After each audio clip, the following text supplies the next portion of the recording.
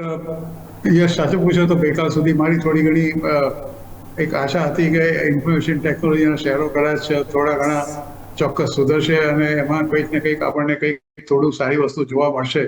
પણ જે રીતે એક રિપોર્ટ આવ્યો ગઈકાલે અને રિપોર્ટ પછી આજે જે રીતે ધોવાણ થયું અને એમાં તમે જોશો કે ટીસીએસ કે ઇન્ફોસિસ જેવી કંપનીઓના શેરો લગભગ જે ગઈકાલે આપણને એક બહુ આશાનું કિરણ હતું એની સામે ઘટીને 52 વીક લો પર જતા રહ્યા. અને મુખ્ય વસ્તુ તો અત્યારે જે વરુણભાઈએ કહ્યું કે જે કંઈ એ લોકો આ બધી મોટેભાગની કંપનીઓ કમાઈ એમણે પોતાનું જે રોકાણ વધુ કરવાને બદલે પોતાની નવી ટેકનોલોજી લાવવાને બદલે એ લોકોએ માત્ર એક ડિવિડન્ડ અને બાયબેક સિવાય બીજું કશું કર્યું નહીં. અને એને કારણે આપણે બહુ ખાસા એવા પાછા રહી ગયા. અત્યારે જે નાના બે દેશોની મેં આપને વાત કરી એવા જે દેશો જો પોતે આટલું મોટું ચીપનું મેન્યુફેક્ચરિંગ કે એઆઈને જો એ લોકો ઇમ્પોર્ટ કરી શકતા હોય તો આપણે શું કરવા ન કરી શકતા હતા.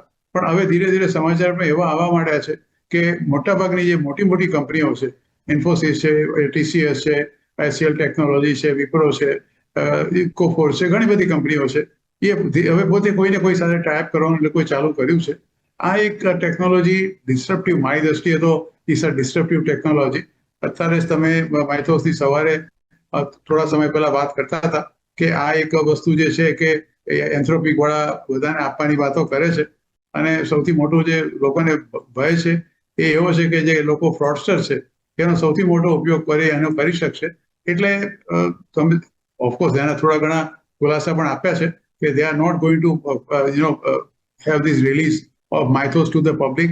અને એને અવેજીમાં એ લોકોએ હાઈલી રિસ્ટ્રિક્ટેડ અને only available through a gated research જે પ્રિવ્યુ છે what they call project Glasswing એને લોકો અત્યારે આપવાની વાત કરી રહ્યા છે, જેથી હેકર્સને કે જે ફ્રોડુલન્ટ પીપલને એનો બહુ મોટો ફાયદો ન મળે.